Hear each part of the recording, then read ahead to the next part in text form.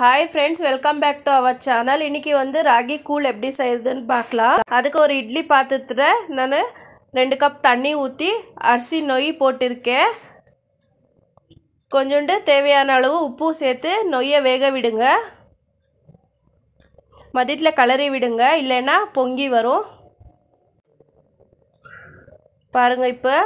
நொய் வெந்திடுச்சு நல்லா இப்போ நான் 3 கப் ராகி மாவு சேர்த்துக்கிறேன் கேவுர் மாவு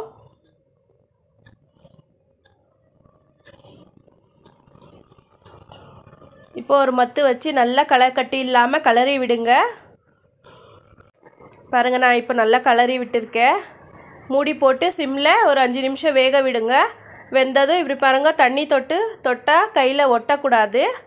இப்போ வெந்திடுச்சு இத மூடி போட்டு ஒரு நாள் ஃபுல் விட்டுடலாம் இது பாருங்க மறுநாள் காலையில நான் எடுத்துர்க்கேன் இப்போ இத கரைச்சிடலாம் கிண்ணத்துல நான் வந்து தயிர் சேர்த்திருக்கேன் அது கூட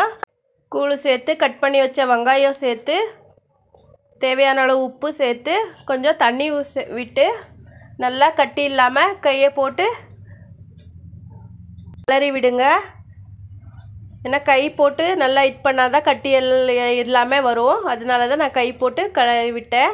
இப்போ ஒரு கிளாஸ்ல ஊத்தி சர்வ் பண்ணுங்க கம்பங்கூழ் இல்ல ராகி கூழ்